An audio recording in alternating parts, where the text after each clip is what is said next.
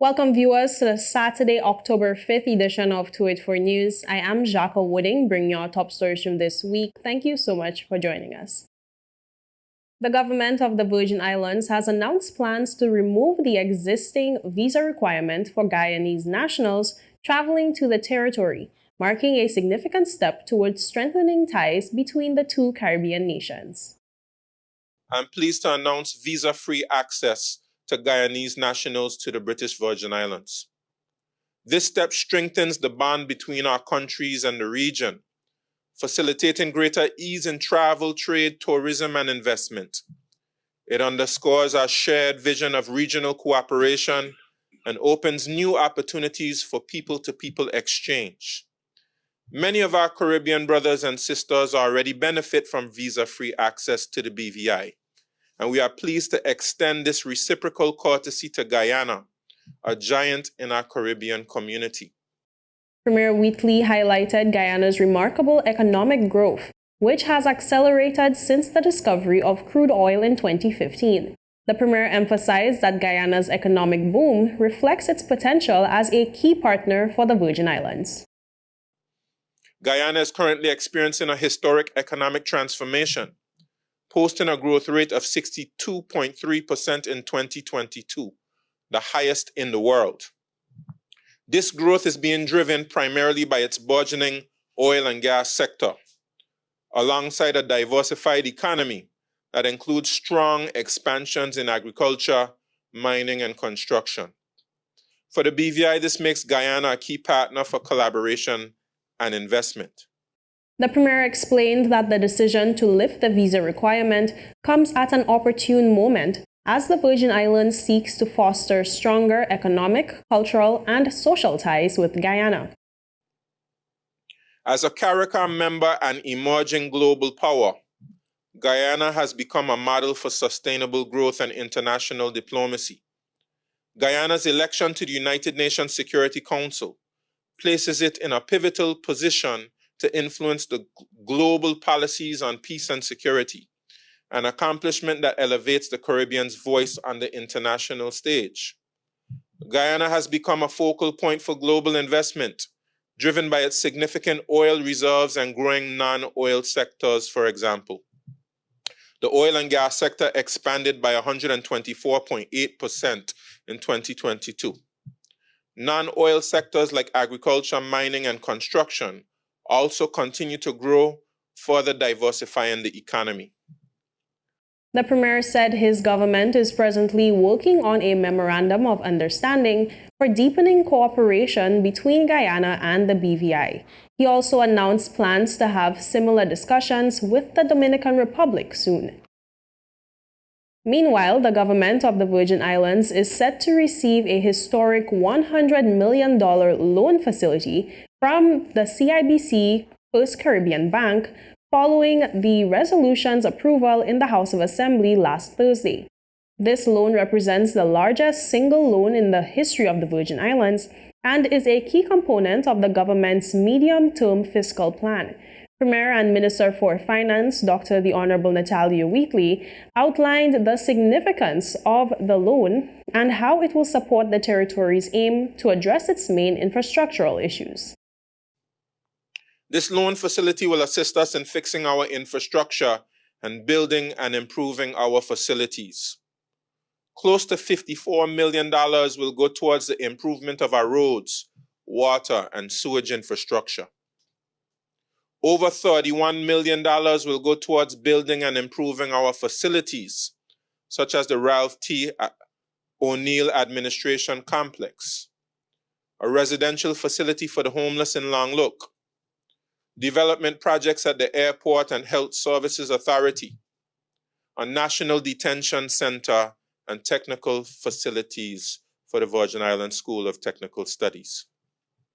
We also provided support to improvements to Road Town and a program encouraging home ownership valued at $6.5 million. We look forward to the successful execution of these projects over the course of the next 4 years. Premier Wheatley took the opportunity to commend the Ministry of Finance for their proactive approach to debt management. highlighting their strategy to refinance several existing payments with the new loan facility. He noted that this refinancing effort has already resulted in significant savings for taxpayers, demonstrating the government's commitment to fiscal responsibility. Based on what it is I outlined, we got up to over 90 million.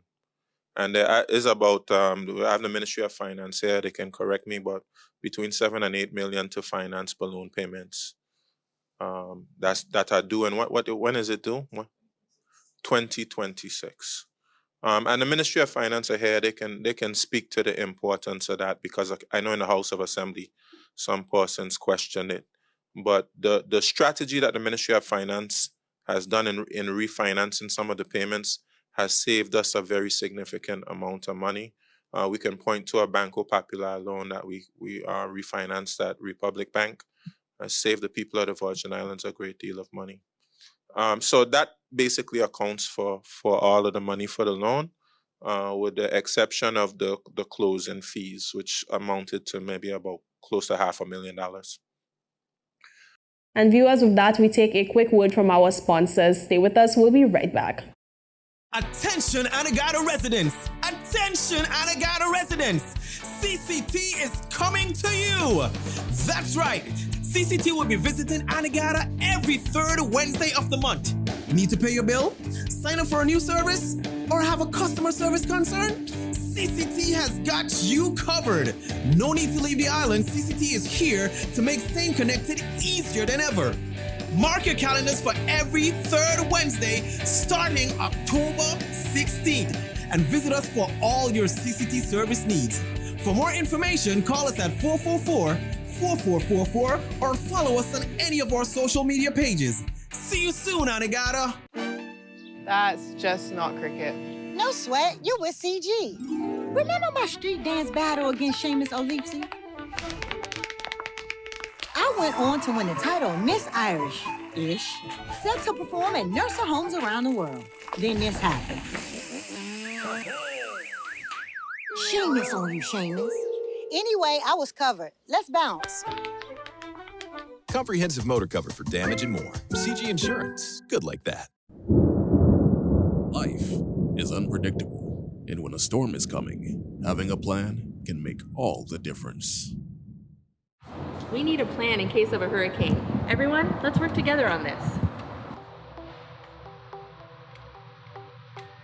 This is where we go in case if we need to evacuate.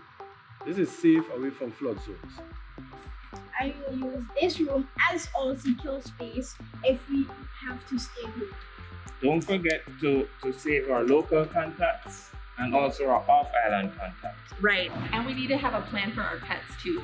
They can't go to shelters, so we need a safe place for them. In case we get separated, we should have a meeting spot. How about the community center?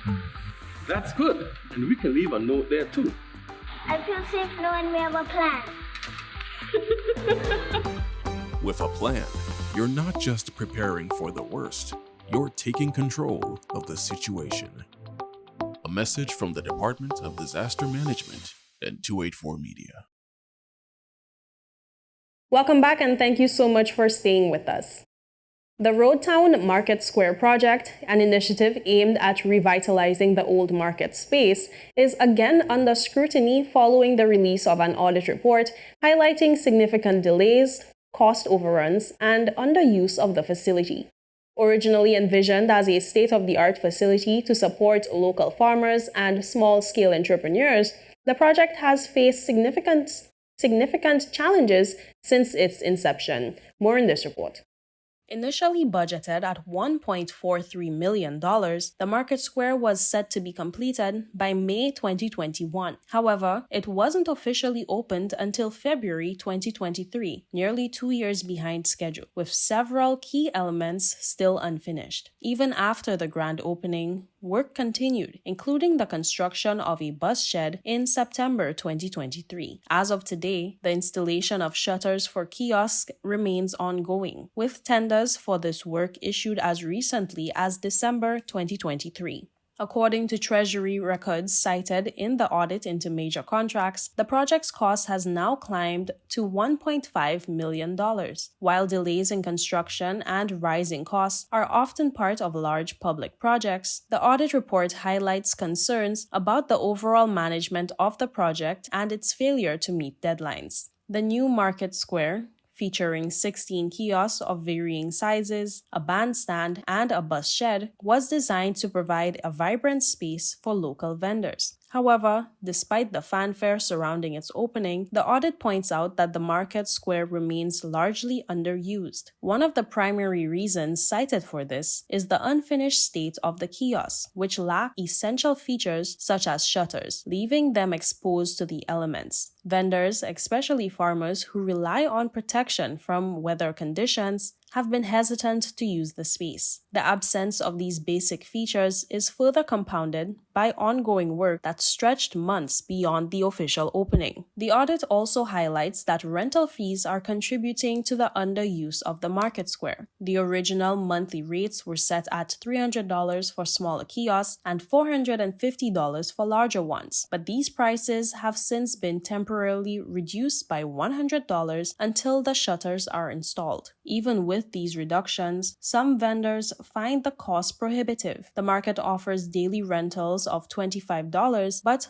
uptake remains low, further reducing the potential vibrancy of the space. To date, only 6 of the 16 kiosks have long-term leases. The audit report points to several key issues with the management of the project. The audit found that 27 contractors were engaged for the Market Square project. This undertaking also included contractors that may not strictly qualify under the capacity building criteria. In addition, only 15 of the 27 contractors were registered on the Ministry of Finance's schedule of qualifying contractors. The audit's findings echo larger concerns raised in the broader view of public contracts, which identified weaknesses in procurement processes and contractor selection that often led to delays and inefficiencies. Jacques Wooding, 284 News.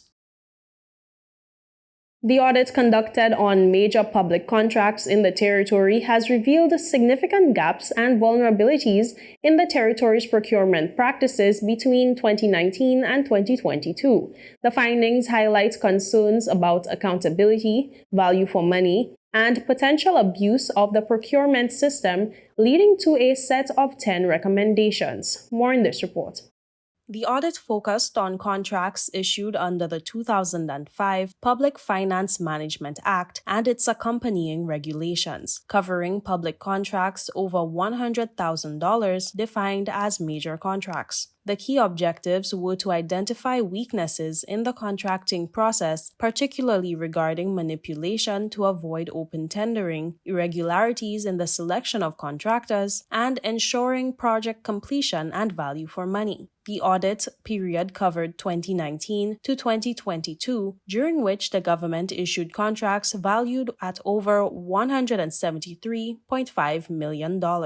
Of this total, $115.1 million was allocated to major contracts, with the highest expenditure on information technology at 17.55%, legal services at 13.20%, and recovery efforts related to government infrastructure and COVID-19 at 10.28% and 8.96%, respectively. Despite the framework offered by the 2005 regulations, the audit revealed that the system allowed for circumvention, undermining key principles such as value for money, impartiality, and accountability. It was also noted that delays in obtaining necessary documents and supporting information hampered the audit. The audit pointed to several problematic practices, including the waiver of the open tender process and the awarding of multiple contracts to the same companies, which risk creating market dominance and raise concerns about collusive bidding. Moreover, the report highlighted a significant discrepancy between the intended function of the regulations and their practical application, exacerbating inefficiencies and leading to a lack of value for money in some projects.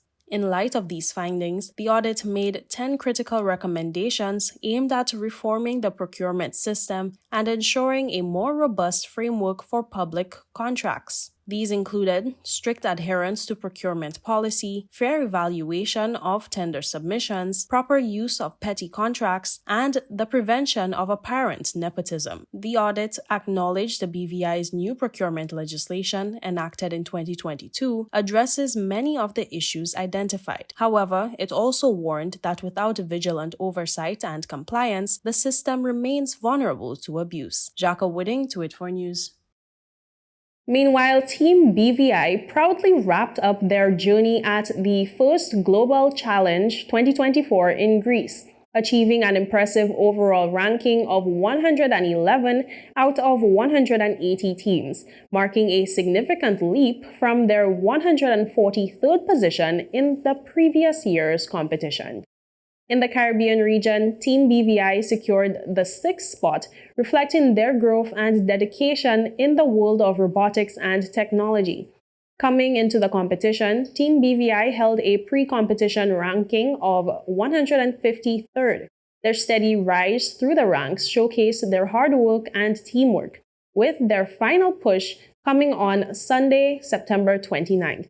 In their last ranking match, Team BVI, along with their alliances, Team Australia and Team Sri Lanka, delivered a thrilling victory against Team Brazil, Team Guinea, and Team United Republic of Tanzania, finishing with a score of 99-75. And viewers, with that, we take a quick word from our sponsors. Stay with us, we'll be right back. Hello, and welcome to today's episode of Pop the Balloon or Find the Connection. Let's meet our first contender, ladies. Okay, Joey, so do you have any toxic traits? I'm very restrictive. I don't give more time. What you get is what you get. I don't like to give unlimited time. That's it. Okay, can you tell us why you popped your balloon? That's a little too restricted for me. Thank you for coming. Okay, ladies, so let's meet our second contender. Sorry, excuse me. Why did you pop a balloon? I could give you minutes, data, unlimited call, overseas call, fiber. What else you need? My friend used to date you. You are scam. She used to be for everything and more. Nothing to offer. Okay, ladies, let's welcome our last contender. You look nice. Can you tell us your name? Thank you. My name is Christian Charles Thomas. They call me C Sweetie. What do you have to offer these ladies? Well, security, trust, unlimited time, and a pretty fast. Okay, so do you have any deal breakers? Nah, but here's my number. 444-4444. Y tú, vida ilimitada. Okay, guys, so no pop balloons. For a fast, reliable, and secure connection for your personal or business life, call us at 444-4444 or visit any of our CCT stores and we'll get you connected with the perfect match for you. At Partners for Kids, your child's health and happiness are at the heart of everything we do. We've been the trusted medical home for children and adolescents up to 18 years old. And now, we are excited to welcome a new member to our family of healthcare professionals. Introducing Dr. Aisha Maxwell, our new family practitioner. Dr. Maxwell brings a wealth of experience and deep passion for pediatric and adult care, ready to join our team in providing first-rate health services to your family. At Partners for Kids, we believe in a collaborative approach to healthcare. With partners in occupational therapy and clinical psychology, Partners for Kids, where caring is just the beginning. Visit us at Road Reef Plaza, Tortola, open Monday to Friday, 8 a.m. to 5 p.m. Call us at 284-444-5437 or reach out at info@partnersforkids.com to learn more. Welcome back and thank you so much for staying with us. Young professionals in the Virgin Islands restaurant industry are doing their part to give back to the next generation through affordable lunch programs. 284 Media recently visited some of the involved restaurants to gain insight into the initiative. Ron Grant has the details. Hello everyone, I'm Ron Grant and you're watching 284 Media out of Tortola in the British Virgin Islands. We are at the Cyril B. Rumney Tortola Pier Park, where young, bustling entrepreneurs, local entrepreneurs that is, within the restaurant industry, are making their contribution to the next generation. We take a pause to look at two young business owners who are contributing back by offering special deals to students. Let's take the journey with them. It's Shaq Fonseca here, the owner for Best Burger. Right now I'm with 284 Media. We're talking about the Back to School initiative and why it's so important that we give back to our community that helped make this business, helped make us where we are, helped push us to different heights. Even on days where we couldn't see it ourselves, you guys showed up, and I just think at this time is right for Best Burger to do the same for the community. And no better way than to do it for the kids. We built this company on giving back, and we just want to continue to do that and be creative when we're doing it. We always find a new way, whether it be Valentine, to give away stuff, to show love. But right now we're back to school time. Everybody know how hard it is, especially in the grocery store, especially to buy food. So we kind of try to say, let me reach out to the community and say, if you have anybody that would need lunch today, like can't buy, and we could give it to them. And it really had the community like, yeah, this guy's serious about giving back, but I wanted to do more still. I wanted us to do more. So when it only had 3 burgers we gave away, I want to say, there was a club day coming out at Elmont Stout. I told everybody that's on board, we're gonna give away 6 burgers today, and we're gonna actually go to the school and make them feel like our presence and what we're trying to do. Because it's one thing to just give it away, but when they see you giving it away, they see the initiative you're trying to make, they see what you're trying to do for the community. The youths now could look up to you and watch up to, like, even business in a different light.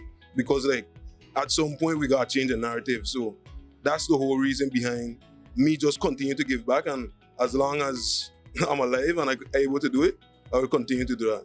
I would like to encourage the parents to reach out to me. You can reach out to Best Burger and tell them you need to see me. I've also had conversation with Jacob Edwards, which is the guidance counselor at the Elmont High School. And right now we're in the process of formulating a list. I even had a couple of people from the community reach out.